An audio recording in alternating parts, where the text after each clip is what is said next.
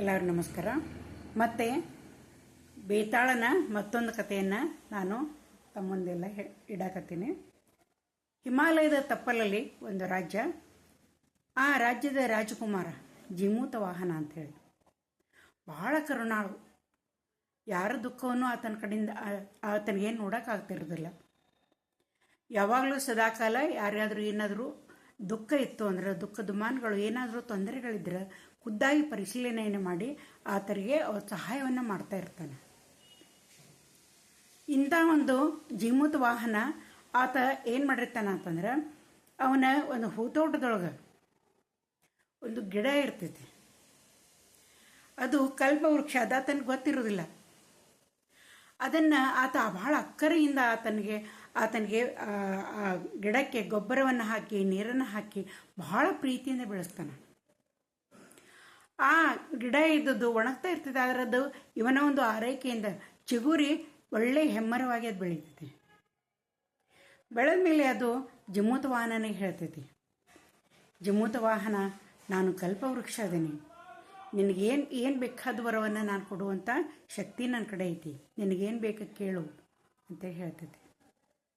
ಆಗ ಆತಂತಾನ, ನನಗೇನೂ ಬೇಕಾಗಿಲ್ಲ, ನಾನು ರಾಜಕುಮಾರ ಅದೇನಿ, ನನಗೆಲ್ಲ ಸುಖ ಸೌಕರ್ಯಗಳದಾವು, ನನಗೇನು ಬೇಕಾಗಿಲ್ಲ ಅಂತ ಕೂಡ ನೀನು ಯಾರಿಗೆ ಬೇಕಾದ್ರೂ ನೀನು ಕೇಳಿದ್ರು ನಾನು ಸಹಾಯವನ್ನು ಮಾಡ್ತೇನೆ ಅಂತಂದು ಹೇಳಿ ಕಲ್ಪವೃಕ್ಷ ಹೇಳ್ತೈತಿ.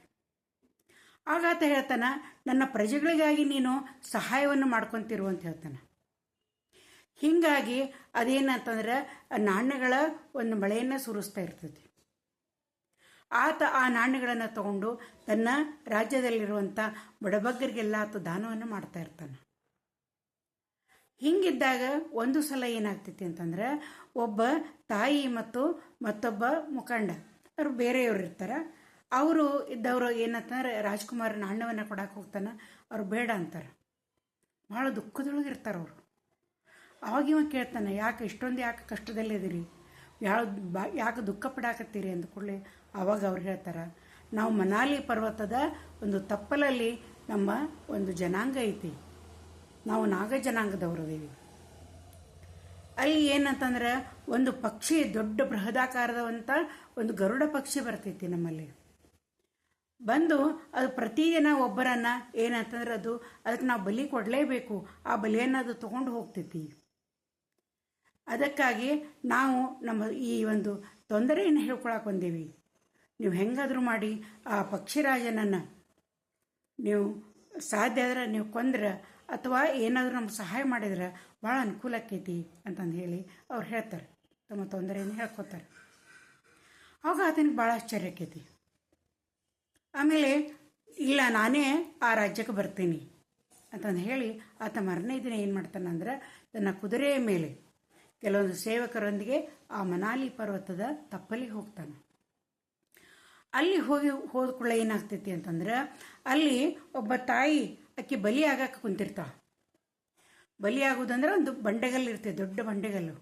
ಅಲ್ಲಿ ಅವಳಿಗೆ ಜೋರಾಗಿ ತಿಲಕವನ್ನು ಹಚ್ಚಿ ಆ ನಂತರ ಅವಳಿಗೆ ಒಂದು ಮಾಲೆಯನ್ನು ಹಾಕಿ ಆ ಬಲಿಯನ್ನು ಕುಂಡಿಸ್ತಿರ್ತಾರೆ.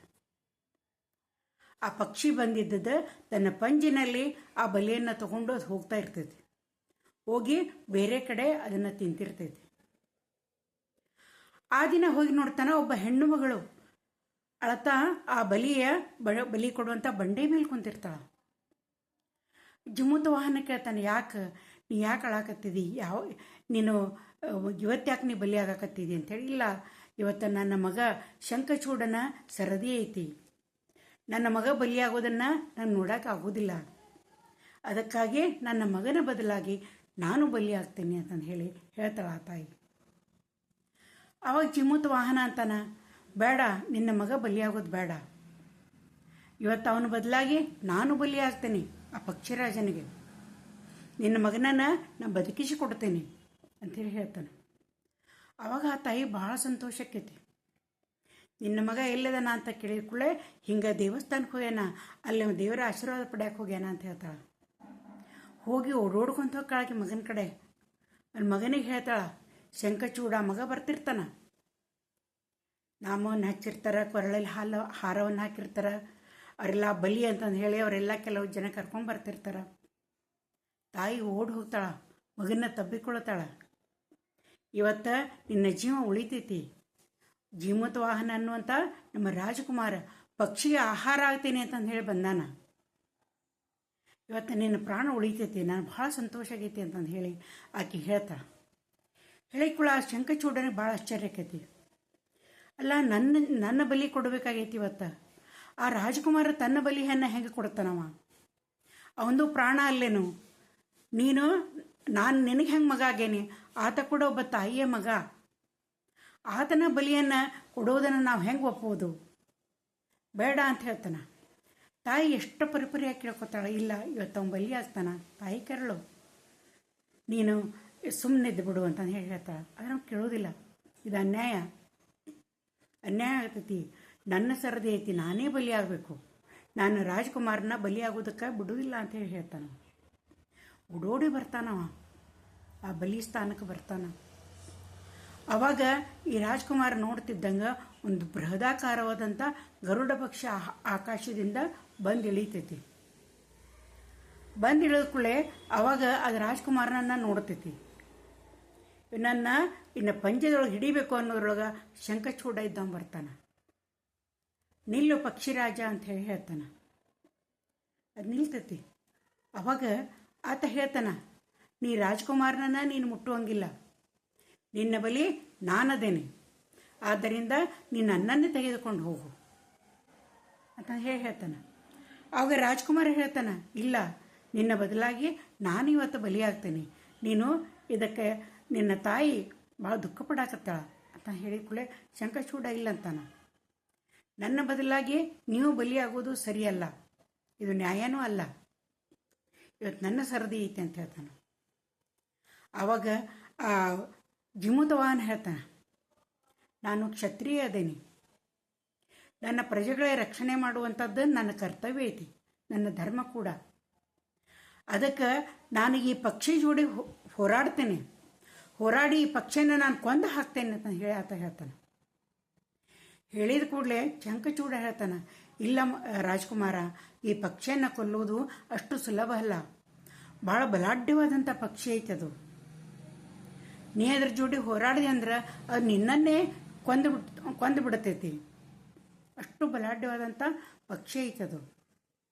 ಆ ನಂತರ ಅದರ ಸಿಟ್ಟು ಇನ್ನೂ ದ್ವಿಗುಣ ಆಗ್ತೈತಿ, ಆಗಿ ಅದು ನಮ್ಮ ಕುಲವನ್ನು ಇನ್ನಷ್ಟು ಅವನತಿಗೆ ಒಯ್ತೈತಿ, ಇನ್ನಷ್ಟು ನಮ್ಮ ಜನರನ್ನ ಎಲ್ಲ ನಮ್ಮ ಸಂತತಿಯನ್ನೇ ನಾಶ ಮಾಡ್ತೈತಿ. ರಾಜ್ಕುಮಾರ, ದಯಮಾಡಿ ನೀನು ಇದ್ರ ಜೋಡೆ ನೀನು ಕೊಲ್ತೇನೆ ಅಥವಾ ಹೋರಾಡ್ತೀನಿ ಅಂತ ಹೇಳಿ ನೀವು ಒಪ್ಕೋಬೇಡ ಅಂತ ಹೇಳಿ ಹೇಳ್ತಾನೆ. ಆದ್ರೆ ಜಿಮುತ್ ವಾಹನ ಕೇಳೋದಿಲ್ಲ. ಏನಂತಂತಂದ್ರೆ, ಇಲ್ಲ, ನಾನು ಕ್ಷತ್ರಿಯದೇನಿ, ನಾನು ಏನೋ ಆಗಲಿ, ನಾನು ಈ ಪಕ್ಷಿಯ ಜೊತೆಗೆ ನಾನು ಹೋರಾಡ್ತೀನಿ ನಾನು ಅಂತೇಳಿ ಹೇಳ್ತಾನೆ.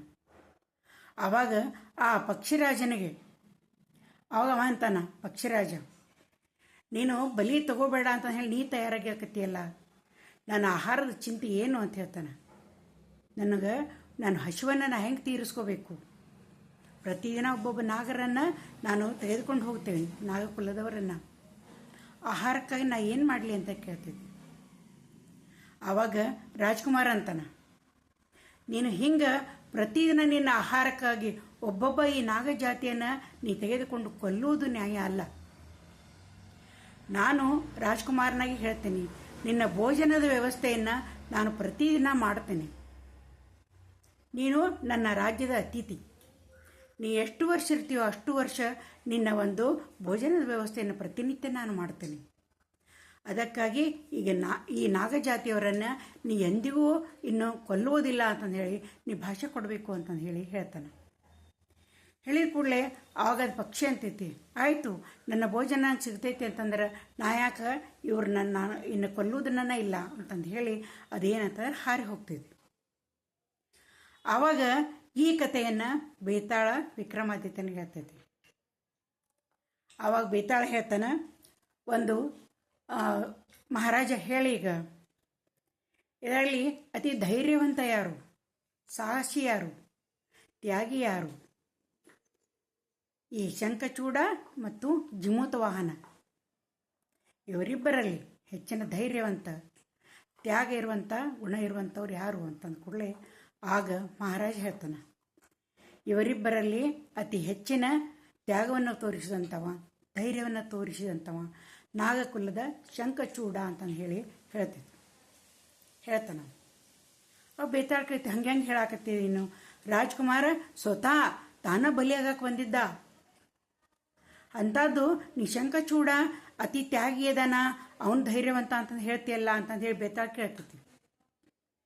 ಅವಾಗ ಮಹಾರಾಜ ಹೇಳ್ತಾನ, ರಾಜ್ಕುಮಾರ ಕ್ಷತ್ರಿಯ, ಅವನ ಧರ್ಮ ಅದೆಲ್ಲರನ್ನು ಅವನ್ನ ಎಲ್ಲ ತನ್ನ ರಾಜ್ಯದ ಎಲ್ಲವನ್ನ ಜೀವ ಸಂಕುಲನವನ್ನು ಕಾಪಾಡುವಂಥದ್ದು ಅವನ ಧರ್ಮ, ಅವನ ಕರ್ತವ್ಯ ಕೂಡ. ಆದರೆ ಶಂಖಚೂಡ ಮನಸ್ಸು ಮಾಡಿತ್ತು ಅಂತಂದ್ರೆ ಜಿಮೂತ ವಾಹನನ ಬಲಿ ಕೊಟ್ಟು ತನ್ನ ಜೀವನ ತಾನು ಉಳಿಸ್ಕೊಳ್ಬಹುದಾಗಿತ್ತು. ಆ ಥರದಕ್ಕೆ ಒಪ್ಪಲಿಲ್ಲ. ಆತ ಅದು ಧರ್ಮ ಅಲ್ಲ ಅಂತಂದು ಹೇಳಿ ಅವನ ಬಲಿದಾನಕ್ಕೆ ಅವ ಅಡ್ಡಿಯನ್ನು ಉಂಟು ಮಾಡ್ದ. ಇದು ಸಾಧ್ಯನೇ ಇಲ್ಲ, ಬಲಿಯಾಗೋದು ನಾನೇ ಬಲಿಯಾಗ್ತೇನೆ ಅಂತಂದು ಹೇಳಿ ಆತ ಮುಂದೆ ಬಂದ. ಆದ್ದರಿಂದ ಅತಿ ಹೆಚ್ಚಿನ ಒಂದು ಸಾಹಸವಂತ, ಧೈರ್ಯವಂತ ಅಂತಂದರೆ ಶಂಖಚೂಡ ಅಂತಂದು ಹೇಳಿ ಮಹಾರಾಜ ಇದ್ದವ ಹೇಳ್ತಾನೆ ಬೇತಾಳ. ಬೇತಾಳ ಮತ್ತೆ ಹೇಳ್ತೈತೆ, ಹೌದು ಮಹಾರಾಜ, ನಿನ್ನ ಗಣಿತ ಭಾಳ ಕರೆಕ್ಟಾಗಿರ್ತೈತಿ, ಭಾಳ ಸರಿಯಾಗಿರ್ತೈತಿ, ಭಾಳ ಸರಿಯಾಗಿ ನೀನು ಲೆಕ್ಕವನ್ನು ಹಾಕ್ತೀಯ. ಆದ್ರೆ ಏನು ಮಾಡೋದು, ನಾ ಪ್ರಶ್ನೆ ಕೇಳಿಕೊಂಡು ನಾ ಬಾಯಿ ಬಿಟ್ಬಿಡ್ತಿದ್ದಿ, ಮಾತಾಡ್ಬಿಡ್ತಿದ್ದಿ, ಮೌನವಾಗಿರೋದು ನಿನ್ಗೆ ಗುರ್ತಾ ಇಲ್ಲ ಅಂತಂದು ಹೇಳಿ ಮತ್ತೆ ವಿಚಿತ್ರವಾದಂಥ ಬೇತಾಳ ಇದು.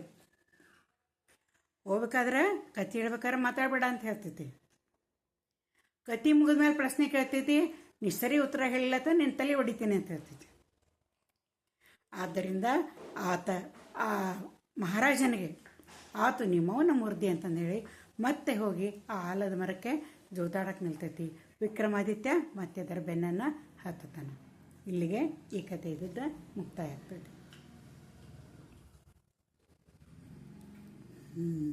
ಇನ್ನೊಂದು ಕತೆ ಹೇಳಿಲ್ಲ, ಒಬ್ಬ ರಾಜ್ಕುಮಾರ್ ನಮ್ದೊಂದು ಬೇರೆ ಇತ್ತು. ನಾವು ಸಣ್ಣವ್ರಿದ್ದಾಗ